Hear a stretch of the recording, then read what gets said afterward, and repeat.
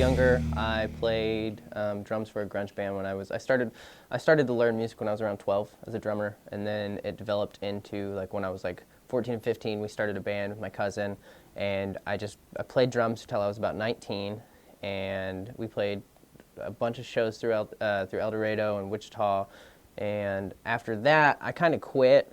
I quit playing music just because I was like, well, I'm going to kind of focus on work and focus on stuff like that. And then I went to, I got a call, like, I think it was like right after Christmas, I got a call that my cousin got murdered. And so from there, it kind of like woke me up and made me realize that like I could die at any second, and like I need to play music, and music was the last time I was like super happy. And so I started playing music again, and I made a band called the Violet Ray, and we ended up falling apart. And then I think about almost 2 years now I've been doing solo stuff, and I've just been trying to focus on that a lot because it makes me happy and it's what I love to do. And so that was like the waking moment though, is like when my cousin got killed. I was just like, okay, like I need to play music again because he always wanted me to play music. So this goes back to what my cousin taught me, because like when I learned guitar, he said find two sounds you like and put them together, and that's how I learned guitar. Like I don't know anything about guitar, I just all self-taught, all that. So when I play guitar, I play and I find a tune that I like, and then I kind of start building off of that. Like the tune kind of puts a story into my head, like a topic, then it goes off that, and then I start building and building. And normally if I can't write a song in 20 minutes, I don't write one. Like that's kind of my thing. Like if I can write it in 20 minutes, that's a song. Like, and then from there, like just at least the structure, and then I'll go from there and start like changing words and fixing it and kind of molding it into what it needs to be. But that's like my whole writing process. I don't really, honestly, like when I'm not playing my guitar, I don't really think about music all that much. Like when I'm playing my guitar, it's just like, that's like my whole life right there.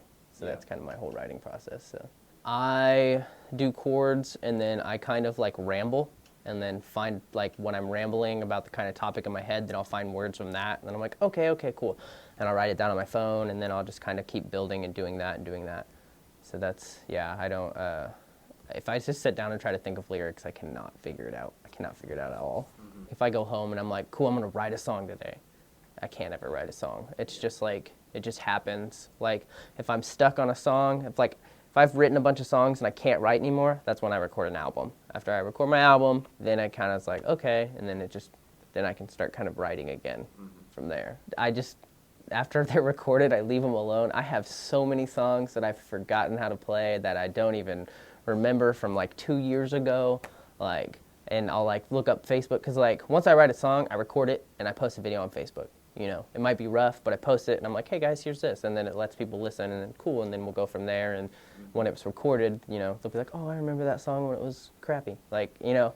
So that's I don't know, when I'm writing, I have to record first, and then I just push it all away after I'm done with it. Like after I'm done with it, I don't really play them unless I'm playing shows. Like I'll play them here and there. I listen to them all the time. I'll listen to my albums. I don't know if you're supposed to as a musician, but I'll jam in my car my whole 2 albums. I'm like, oh yeah, this is awesome. And then, yeah. And your song Hey God, which is Yeah. a song, what's that bell sound you do in like the chorus? Oh, Hey God, that is actually, so Luke Wallace, that is him like hammering a piece of metal with a hammer, and that's what it is it's recorded just like fucking like, ding, just super loud. And when I record with Luke, we've got a really cool like way to do things, is like I give him free reign. Do whatever you want to my songs, send them to me, and then I'll tell you if I like it or not. And then he does all that, and like some songs like no, and when I heard that, I was like, yeah, I love that, keep that, that is amazing. And so yeah, a lot of because whenever you go record, it's not just, I mean, it's your song, but it wouldn't be there if it wasn't for the producer or the guy recording it. So like that's what I do when I go to Red Cat. I'm just like, hey, do whatever you want, then we'll go from there. Like I said, I've known Luke for a long time. When I recorded my first album, I actually had some money issues, and I came up with, like, I was like, man, I can't pay to finish this, and I was like, I can't do it. And I had this Gretsch guitar that I've always wanted, and that I bought whenever I was in my first band, the Violet Ray, well, the band that I made here. And I was like, I will give you this guitar if you just finish my album. So we traded, and like that's he still has it on his wall. People use it to record albums, and it's good that I traded it to him because like people, it's on a bunch of albums now. You know, it's there, like it's being used. It's not just sitting on a wall. You know. Yeah. And so that's what I like about Luke. Is he's like, yeah, cool. Like I understand that you would do stuff for this music, so I'll trade you. Yeah. And that's what the good thing is. So one song I'm gonna play is called "Fool's Gold," which is off my new album that's gonna come out. It's about this guy that is like, he goes up, the first lyrics are like, "Dear Mr. Preacher Man, let me tell you what I saw." He's talking to this dude, telling him that he saw somebody selling his soul, and that the guy was stupid for selling him his soul, and all he's going to get is fool's gold. Well, it comes to find out that he tricked the preacher, and he's selling his soul, but then he regrets it, and he starts begging the preacher to save his soul, because he's like, "I'll tell you where the devil lives if you just save my soul, and we can get the devil." Like, that's what that whole song's about, just like doing something that you think is right, but ended up being a mistake.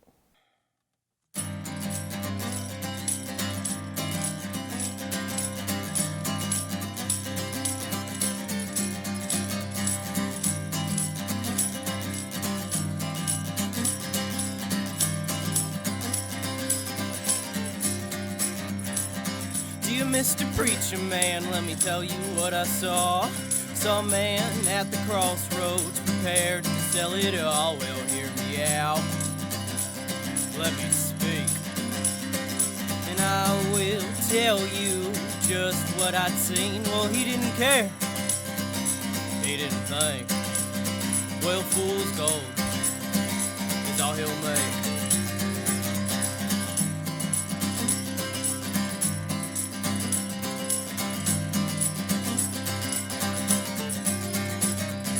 Walking home that faithful night after speaking what I'd seen, I reached into my pocket and you could see my eyes gleam. Well, fool's gold in my hand, I'm gonna be rich. Well, I tricked you, Mr. Preacher Man, 'cause I ain't no son of a bitch. Well, he didn't care, he didn't think. Well, fool's gold is all he'll make. He didn't care, he didn't think.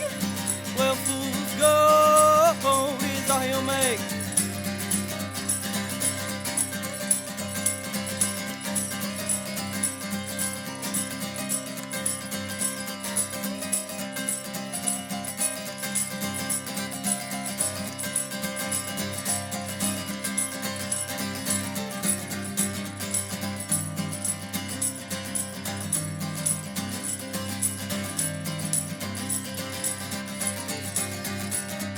The devil knows I'm a sinner, but God now thinks I'm a saint. I got these hellhounds on my trail trying to make me break, but I don't care, I don't give a damn. I'm still playing my guitar, putting fool's gold in my hand. Well, he didn't care, he didn't think. Well, fool's gold is all he'll make.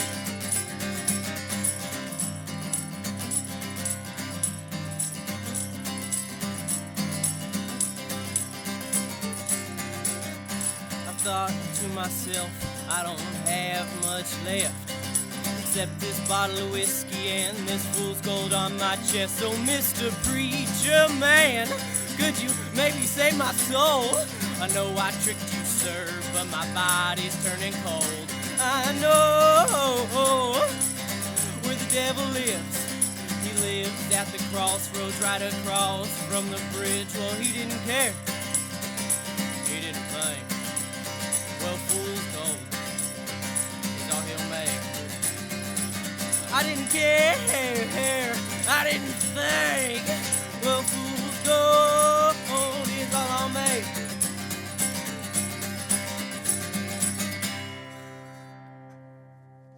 I have a couple songs that are like really intimate songs, and I don't write a lot of really intimate songs a lot because I feel really cheesy, honestly. Like, and that's just me. Some people can write those all day and be like, yeah.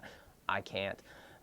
Most of my songs, I grew up loving Bob Dylan, and so I write stories more than I do crazy guitar parts. So like most of my things I think of as like I'm writing a storybook, and like all my songs have meaning. Some of them have more meaning than others, but sometimes I'll come back and I'll be like, why did I write those lyrics? And then sometimes I'll be like, dang, like that really hits home. Like, and it, yeah, just depending on my mood, depends on like what I get out of my own songs. Like I'm obsessed with Bob Dylan, so that's kind of, I'm obsessed with Bob Dylan in like 1920s and 30s blues. And so like, and all of that was like, I love old blues and stuff, but like a lot of those guys, like it's the same thing over and over and over again. You listen to one artist and the next artist and their guitars are almost the same, and then you've got a whole different story compared to, like, compare to each other. You know, two different people writing two different stories with the same exact guitar. And that's the way I do it. I would rather focus more on lyrics than crazy guitar parts. I write a lot of fictional stories more than anything, because fictional, most everybody can get something out of it. And nonfiction goes back to the whole, like, I don't like to write a lot of personal stuff because I feel a little cheesy. And like that, when I get into personal stuff, I want to make it so good that it becomes forced. And then I'm just like, you know, then I end up not liking it. I mean, dude, I could put a dragon in a song if it's fictional, and that could mean whatever I want it to mean. Like that's how it goes. Right. That's why I like more stuff like that, because I don't have to be so as real with it. Yeah, so that's why I like writing more fictional stuff. Like most of my songs are about selling your soul to the devil. I've never sold my soul to the devil, but a lot of stuff is about selling your soul to the devil and then realizing it's a regret or realizing it's what you wanted to do. But that can be taken into so many different things. People can take that as like, oh, the devil could be drugs, the devil could be alcohol, it could be this. Like my whole first album was about alcohol and stuff, because I drank a lot whenever I wrote my first album. So I don't drink really much anymore, so I drink here and there. But Black Water, yeah, that's what Black Water is referring to. That was actually about like a pretty nasty breakup I had. And so that's as soon as because that breakup happened shortly after Robbie died. And so Black Water was me going to, I'm gonna get wasted, and that's what that whole song's about, is just drinking. I try to write in the mornings, but my voice isn't where it needs to be, so I'm like, most of the time when I used to write, I would just drink and then write, because my brain is just like, I can't smoke weed, so I'm allergic to weed, so that's why I drink, so I can't do any of that stuff. And I like to write at night, like when everything's quiet, because then I have to be really quiet and really soft with my stuff, and then I'm like, cool. Like I'm focusing more on it, but I'm really weird. I like to write alone, and like I have a fiance that lives with me, so it's not her fault or anybody's fault, but it's just the fact that I don't like to sing openly and like crack my voice and everything when people are watching me. So it's sometimes kind of hard for me to write right now. I sing a lot in my head whenever that's where like I'll think about, like, I'll like silently sing lyrics, and then I'll get the whole thing down, and then that's when I'm like, cool, I'm gonna try to sing it now. And then from there, that's whenever it gets ugly. And I'll try to do some crazy vocal stuff, and it does not work out. I listen to a lot of blues. Snooks England is one of my favorite blues artists. They call him Blind Snook because he was a blind guy. Robert Johnson, of course. I love Lightning Hopkins and all of those old guys. I really love Marilyn Manson.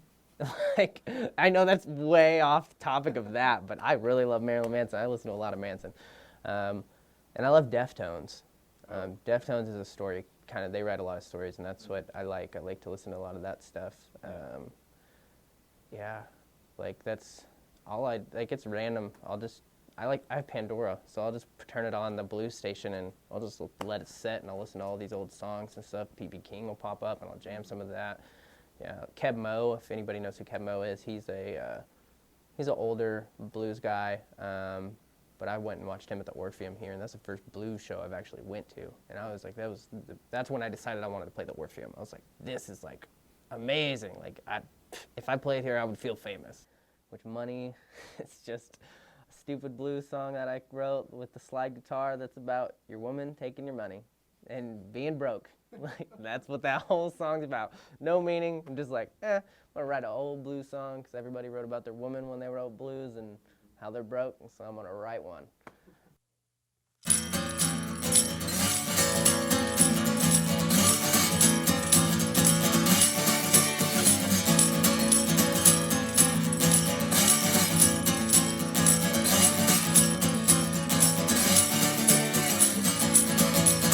I got my coffee in my cup. Every time I turn around, my bills are going up. Well, I don't know what to do, and I don't know who to see. Every time I close my eyes, my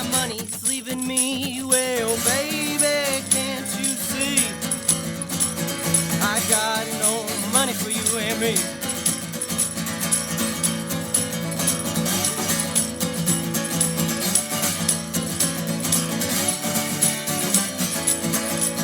I got no future in my mind, except my honey leaving me right behind. We've traveled by the road signs, we've been all around. My honey wants my money even if it puts me in the ground. Well, baby, can't you see? I got no money for you and me. Well, baby, can't you see? I got no money for you and me.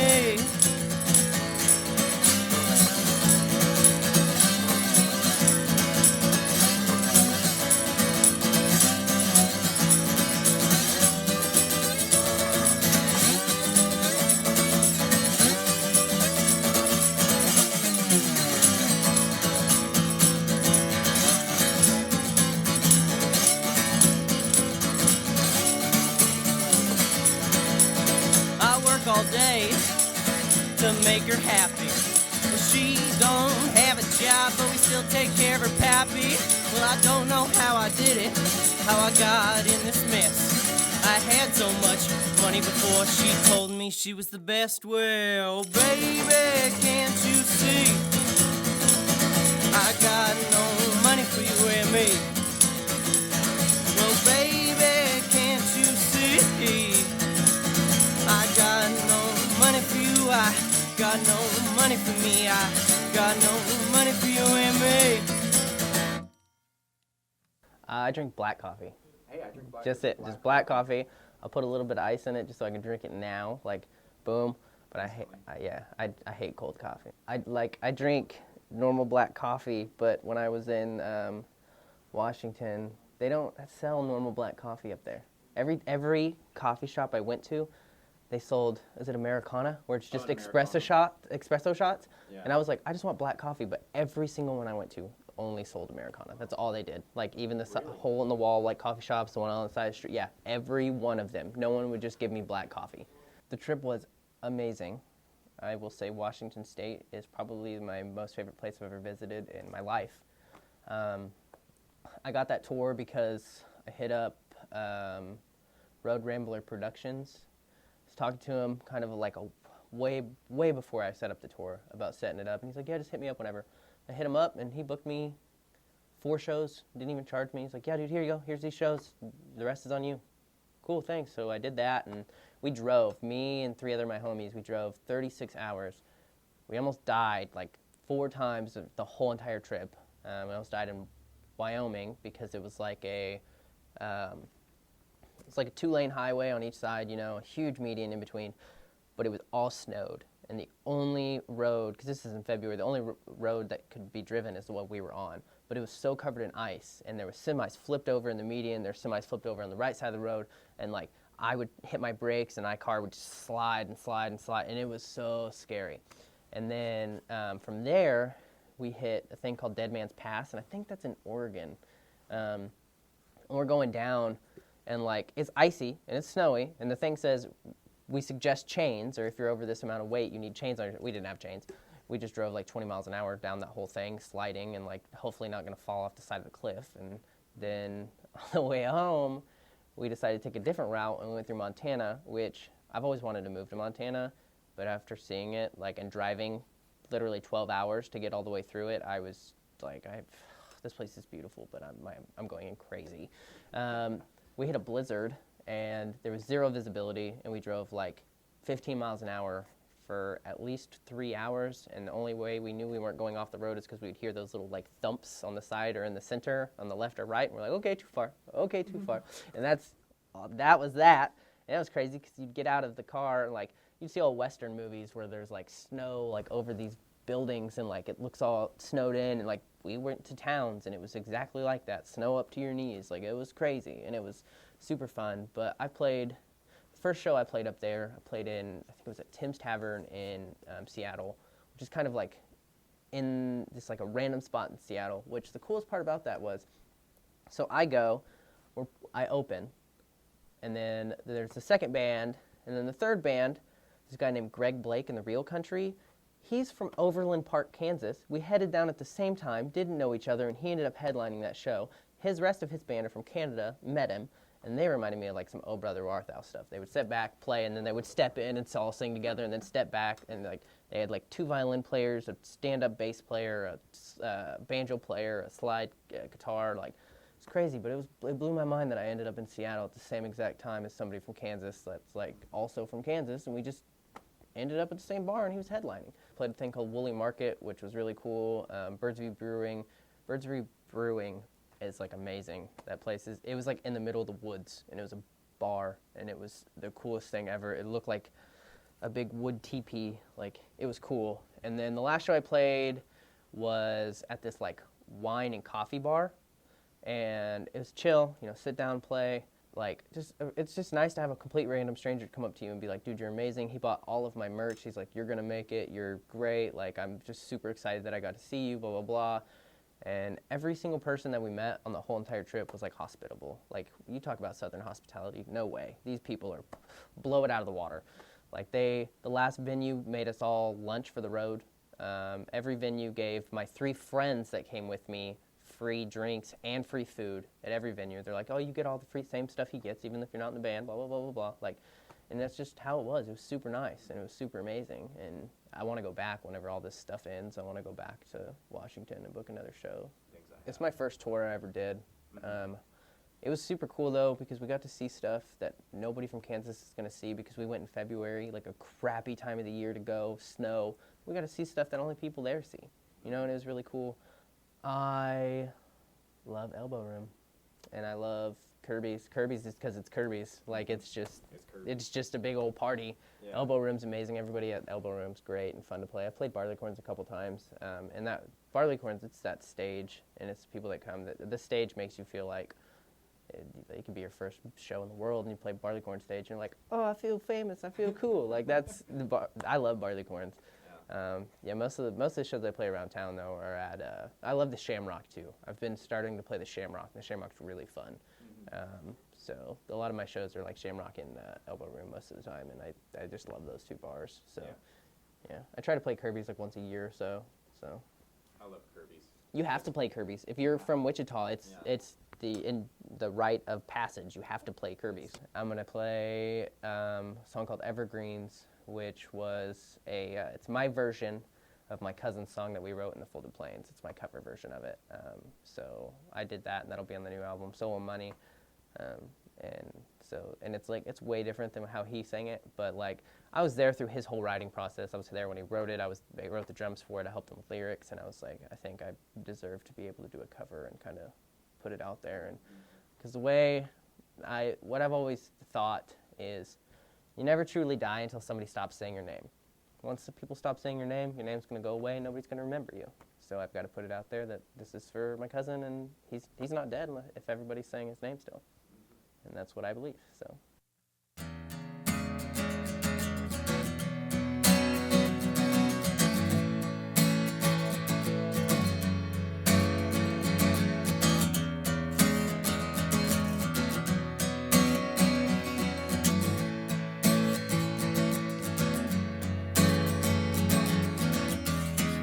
Distance in the pouring rain, I see the sun break through dreary clouds in the evergreens. Oh, how I wish I could be there. Take me down to the river rocks, I beg you. Take me to where the river stops.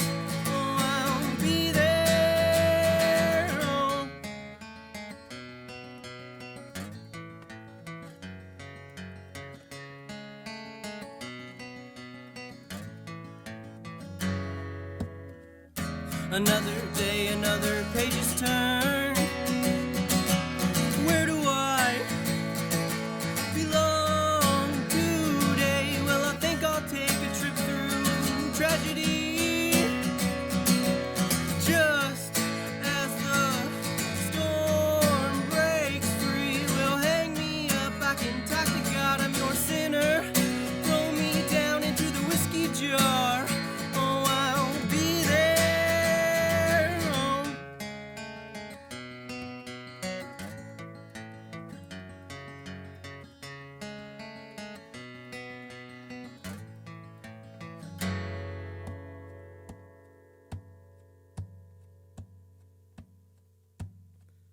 Another day, another page is turned. Where do I belong today? I am a man of an ancient art. No ideas where to begin or start. For no ideas for what it means as it touches my soul. And I start to dream way up high on the mountaintops, way up high where the rain stops. For how long? For how long?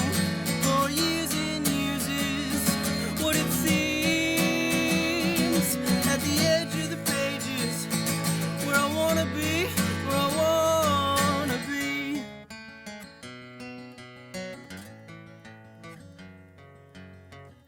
So follow me into the evergreens.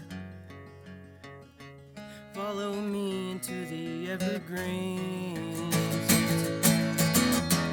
Follow me into the evergreens.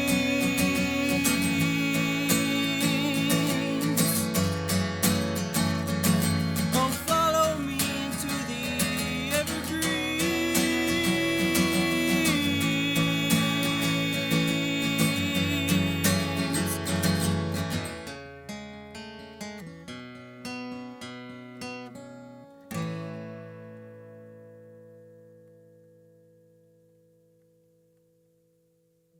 You could be the crappiest, like, singer and writer, but as long as you have emotion and stage presence when you're playing, everybody will love you. Yep.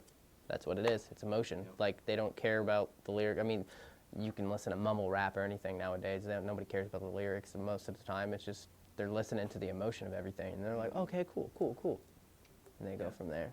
My cousin would be super excited because he always wanted, when I was a drummer, he always wanted me to play guitar and sing for him and like do stuff. Like he wanted me to start adding music to our band. And so, and I wouldn't do it. I was like, I hate my voice. I don't know how to play guitar. And I wrote super cheesy songs back then, like insanely like cringy. Just, I wanted to be Death Cab, but I was just a little emo kid. It was terrible. But I feel like he would be really happy with what I'm doing now. He'd be like, yeah, cool. He always told me I was a really good singer, and he always asked me, he's like, how do you do that on guitar? And I'm like, why are you asking me that? Like, dude, you're like 80 times better than me. He's like, I don't know what you're talking about. I'm like, no, dude. Like, this dude was my hero. Like, and so I'm just, yeah, I think he'd be super stoked. So just happy that I'm getting out there.